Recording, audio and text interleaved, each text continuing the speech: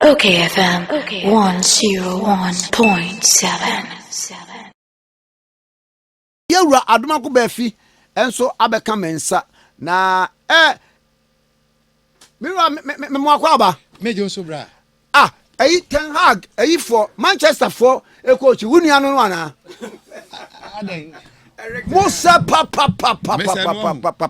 be wana no ayi wo mo ni ayi ball draw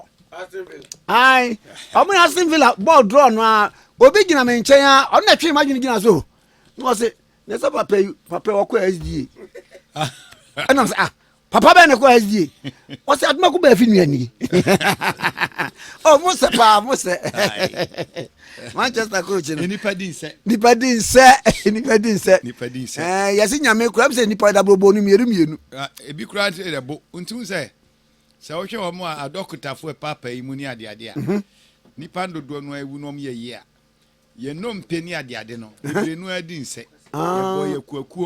kwakuo na sa kwa mutu ye si menu apani na enam so menu apani ne kwame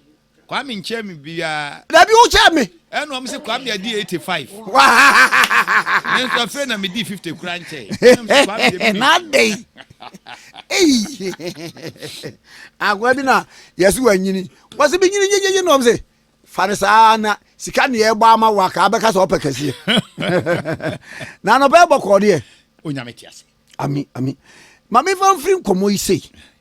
na no waten kom sha aba na enkonhye no aba enkonhye no ba ye no nipa bi nso so ato challenge na enkonhye no aba se afi mu wini nipa bi se dabi se MPP ko opposition party a God will cease to be God. Na no chama abronye unu abronye kura de wadniki akwaja ewo krontu kura de sei na atu se wa pan fa be woso fa ka kibra de ahwe de yeko we ya mimi de ni enkomo ete sei yo mi dase anope mami chetifo we de twamhyen mi twam akọ YouTube na me se me fa ha chiawo na menu apani kwabena Japan so oba nti se pani ba de a me ne ho asem betra ho ache nti monitor na ni gisem ne se kwa me na osan kama fade u kan ho asem se eye adwada na mabo white wa wagum ma wagum koko mechi wa sidam koko kwa me we subin sun first class subin sun sele na wo hwe meche ale masadu yabo cool high in Kenya me say enne His Excellency Dr. Mahmoud Bawumia ni birthday de onyame de papa na bedro no awrade nkoso nhira no ne wani die yie pa se afesese no ye nko yese ye bedi birthday of vice president nemom ye bedi birthday of the sitting president His Excellency Dr. Alhaji Mahmoud Bawumia inshallah onyame beye amen papa no nana montuo nyina no wodi nyamesuro wodi oman ho do wodi nukredie wodi anisode hunu pa wodi nipa ye na wodi ye nadwuma na nyame soso no oboa ne ho campaign wo ye nyina nya ayo atanie so wodi toto yanom de a okania MPP aban yatimi aye ene ne ba wo no so betimi aye enti papa onyankopon twedi ampon otumfo onyankopon na obo wo no onhyira na de amede ni se so kan Yakubu nguma na o se onyameso mpa ni so bi kohwe nwisia ne akunafo ana kwa menye sa na tie Yewura Bawumia ni birthday bia no wotrase ene mobrofo titru yenuan ma omya yarefo tse kwatafo ene ono omoye onyankopon bekai so kan Psalm 41 a wose de ohunu mobrofo mobono ode fam awurade papa na doye ne na botre ne nyansa no inshallah onyame firisuru bitie na se kwa me de obusa me efa ho ne de abato ene nkomhye esipai nanso so obi begina no katel se onyame se a kwa me ye nyina ye nyamsomfo nanso nipa no ya wo kase onyame se no me ne ne nyi achinye ana me support no esense onyankopon free bible mu no tete de ni nyina no nie wasofo mebre ye omusi omye nyame adifo omo hye nkontrol ana kwa me no ni honom no so we have precedents to guide us equally ye wo nyame adifo nso o hye nkomo ani susu ba mu eni ntiri se me printem na be condemn obi a na ma mfa nyansa nya dwuma na mum de me meka ni se wo nyame se a sa nipa na aka na mum abato aka bosumi mienu asem miensa kwame Ghana for enchirifo asem pakodo nia Ghana for chiri pa any lot yire no ensu nsanso fo achiri hwe ayi twani hwewachi odane nchiri sie kwame me no mienu ye sha ase a ye ko school yi ni esua history no ni ade no kwame ni ate STEM education da Dabi ni ate TVET da utri engineer pa na nka utiwe tele no asi aben no utri engineer ye radutum me chia no ba bi owo bia na Kufuado penso nyame dawro ma abibrem ha nyina STEM education na ofri se Ghana for de beto nchen kwame ofri se ene America ban na bedi akire Kamala timi gina o kase drones wa na hana bisiu NDC woman organizer kase de betwa no fo no omumra Ghana mbesua ehu mfa nsunsanso Yewura Bawumia dawro ma ene Tony Blair timi gina o ema Ghana card o timi gina so se emra Ghana besua President Kufuado Yewura Kufuado ni Yewura Atefa dawro ma eni Yewura Bawumia dawro ma oman no yankase bibia no yetena hoguno so kwa me so okay asori bia ba ya na efra no yanko na hoguno enye bibia na wie peye nanso nhyiranka nyankopon se otefa akon ato ade so yemfa ntoto even wo mo kotaki yemfa takifo ni bi na kwa mo nka wo mo America yemfa ntoto yemfo mo amaye mo twa hu asia yemfa ntoto anya hwe kura no bamba omampani Kufuado Yewura Bawumia Yewura kandapa mo ahyemu kena eya terrorist enya kwan enwuram eka yanum nkuanka wom no mato kese am ya bedi abone no onyame adawroma se o yasumdue a eno ye sika wudu anka de be ya niam mebiri no ye de boy asumdue hu ban na ntokwa na buru obi so nti no omo nenam na kwame onu video anu so ego viral say Miami sofu penia me pena sempa Duncan Williams ne babema no wodi abetu dwa say ni papa na orchestrate data ino mu nyina akohia ho no kirechiro mse ade na akotia ma menti no o mo mfa kwan bi so oh I have the video here na san ban no na edu web no yare kakra no oh na ne ban yare boy bi no minim de na sofu penia ono bompa ye san yare de oh da bi etefa so atese de ye na sofu penia bompa ye man microphone to omo de ono ani de mu ana osafo a wonsa ne ho ana bani bano na bekan na nsia so one ne ba de twa picture ogina o kama aha sa kwara no na meka na na nsia one ne twa kama no woro no nyina o ba na nsia one ne twa kama ya wada nyame ase se fe de ne ho ato enti kane na oro ne ho no de abia nke beji atom ne mom ne de ya me de e wa MPP na video no ye de video a o sai video no ye de video ya wo ken nyina ne se ni papa e na orchestrate se ofra sofo no e de to wo mu anim ese asofo no megina na mo nyina no yemfie nsangu Yewura mama so me mpese mediadi sense Reverend Duncan Williams I respect him so much bani ba na beka de ba no kwa me video yi wa ha me wi ama me pushi mfama wo ayo enu de nkabe ha me na me de na ha me kakra ne se ya kan sofo a ewo kuro mu a kwa me SD asofo akuku damo pa Methodist asofo akukudam Pentecost asofo akukudam Baptist asofo akukudam Assemblies of God ya Yewura mama na akra ko bien akukudam me nguma ba ko eye Professor Paul Frimpong Manson the immediate past the overseer ona otwere forward yeah all these people are there eye den na sa asofo yi no ya ngusira gu o mo so aya fa nguma suam devoid of politics ma hunu sa mpanimfo bi ho ma hunu bi oho enti anu so sisi maso oh that be but say the religious purpose no to say yeah Reverend Sam Kwachi Ankra Prophet Najigezi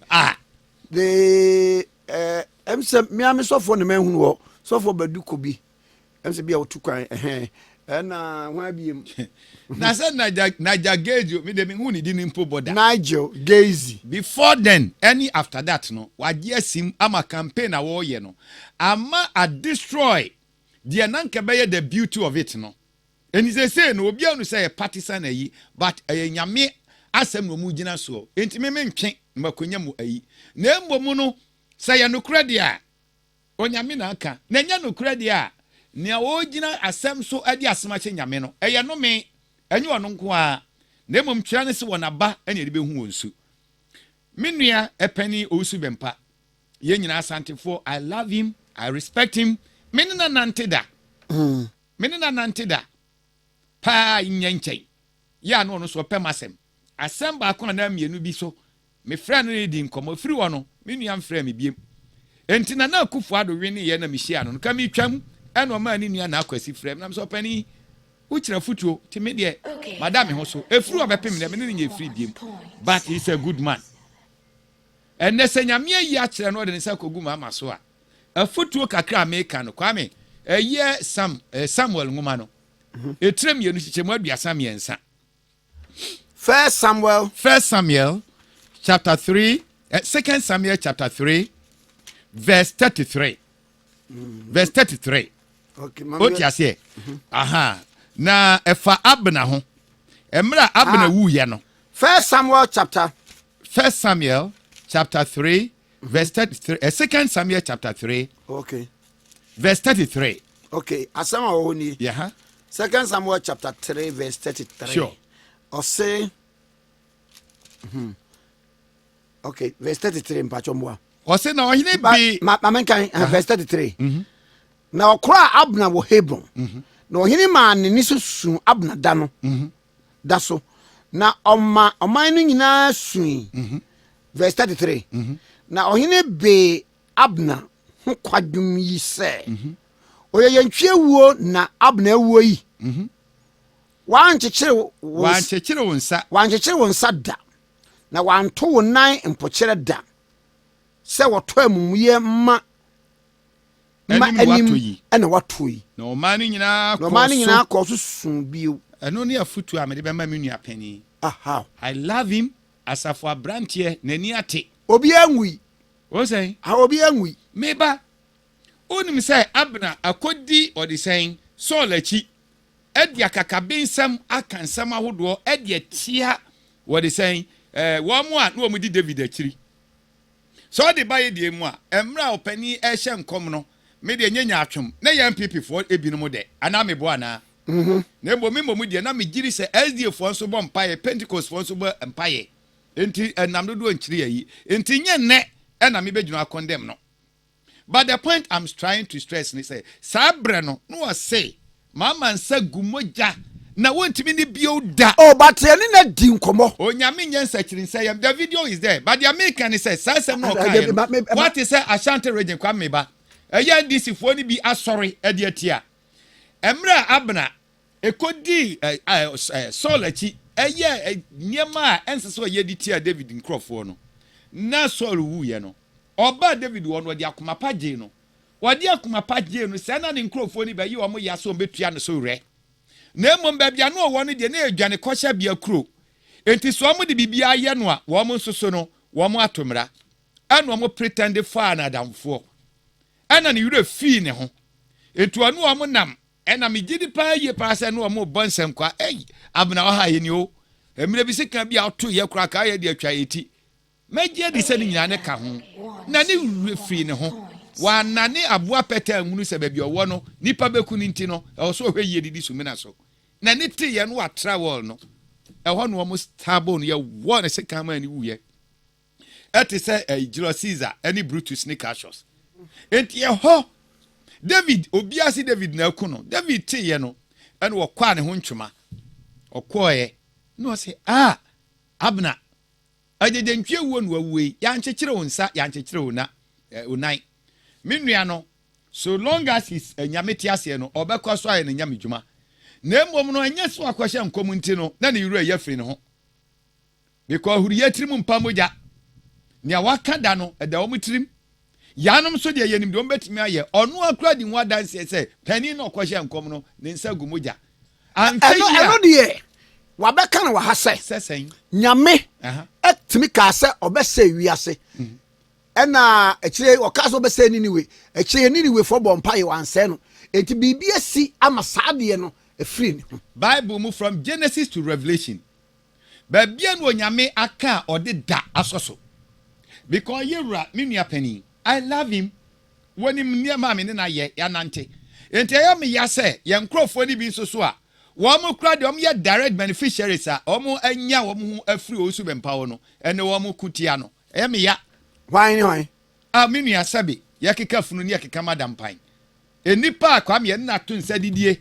wonu atimi de ka ache yen ni botom sika no asamba yesi se sabe okani anaga na ni odi adwini a se kama yi obi na so kwa me nkromenti me de achew se wa nwine ne sa oti ase antoa na ase asem abenti wo so ka de a me de afutuo na me de bema me nua no ese sabe uni oi osofo osu bempa se onya botre na ja won tutuna na mo yie ono de nkomhye na asie no aka na mo nhwe yie no ankowu ajeje wuo dabi woni wo mo nam wo wo se komhye na wo hye no de awurade no asem wo aka dabi men kaso no mo nam wo na mo ono aye sofo pani otufuo yi na me so me asore ba yi a me so tufuo yi opani nkyira futuo refre na de ofiri se abna okoye no kwame abna okoye no ano no ofiri se ombeku no ya damfo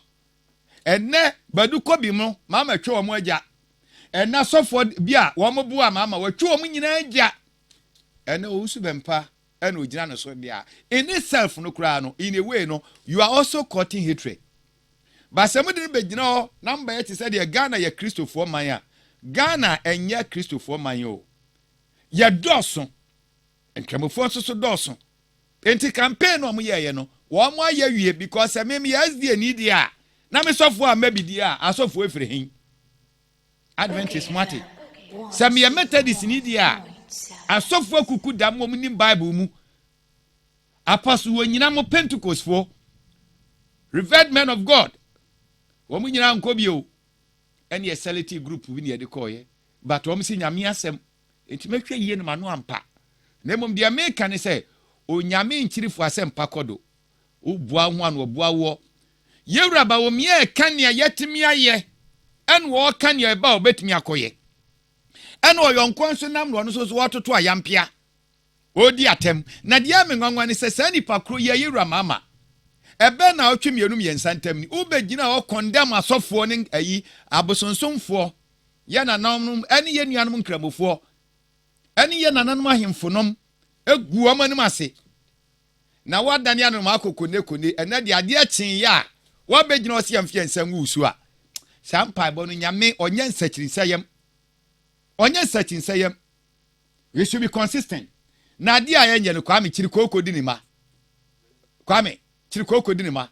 oti ase ensuo a yanom no yantum nsu a enti asofu kro ye ya odi binum atem no ena de asofu ya na kwame wo ma begina aye bompa ya ma kwame asam no nyangwanwa me article bi ametwa me say the mockery of a mocker won wa twetwefo no onu ankasa no ya twetwe ye wadi asofo atem na ansa na anu ekowi ase de asofo mebɔ mpa ye mfa mawo onyame chiri nya atwom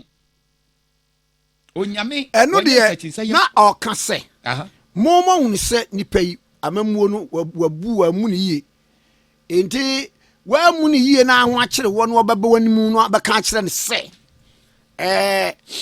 we nyame nshira wo o se abanfo o use the word abanfo kwame ena we so no wono no sese no afa no obeba aban mu ena nyame yi akere na sofo won kan se wo mmehira no kwame Veep mama waya tosom e de ama NDC se bia ni pafoforo bi mpo de ba ye de a e bia nka de o kan beto asomu yenum na nkasa o mrabuo nyina ni edi kan ukogina Joy FM se obia ni obetimi de emfie nan achekere oman no na ba wo ba bia wi no we de o mfie nan no eyesunsumu ade ana sofo abompa ya mauntira na wanu masam se na twere ne se nam bebua obem de tosum yenu se ni pakro ye kwame esa akogina ho Veep mama ekogina ho ema ne nsima wo kan nyina no enne no ntokwa na bere ne so enne se otie ni tape ba ko a okọ osire mu okoka wo se enkura wie sku ayenya dwuma nye no obi asofo abampa ya ma wutimi gyina nyame anim atwa adane ho obla 2012 2016 ya mfa teacher ni betem na kufu ado ba ye under IMF conditionalities na see ya ko IMF eno na kire o say o ha de beba nemom it takes a great and a wise person. Yeah, you are able to navigate our issues through and into it me for nipa and I come me buana. Yes, ya kwame. Yes, ya kwame. Into the anwa patre. And ne yura mama timi ko gina ho e koka galamse hu asem. Na nyanwa pa se yura mama. Odi nyina hi bauxite e di ma wunua. Sa kufu adu kofa koma ni nua bomtia na odi koma odi se gabia enkeja betom. Enso so no nyina hi bauxite agye no. Na kufu adu gye no. Chebi wa ni kan kwa bibi wo ho. Emre di kan ya flyover kesi abasirem okoye ne ho. Sikana bin wodi kosi district hospital e Bole Mama Krum. He had been a member of parliament for 12 years, not even a single project. Entiminia baby akoduro na nsem na wo ka no anu odin. Na de am nwa ba ko on there I've taken a vow Kwame. Eye ne running mate. Kwame, eye ne running mate. Mia me mame. Kwame. Eye ne running mate. Eye mia me mame. Eye Professor Nana Genopoku ai Kwame woya me ma me prekope Opoku adwuma yeah ani ntire to ana na momoniam Kwame ekoso ame ma me na nkasa kogina o ka asem bi ndi anya nokure se me ma me be gina wa be ka kire se nyo ne free SHS ya ntwam o de say nurses and teachers allowance ya ntwam oba pani won wonyam so omu try musa restore restore wa hin emra yewra mama no ankasa se ne rafion petepu no ebe gina o ka se so be lusu kra na on lusu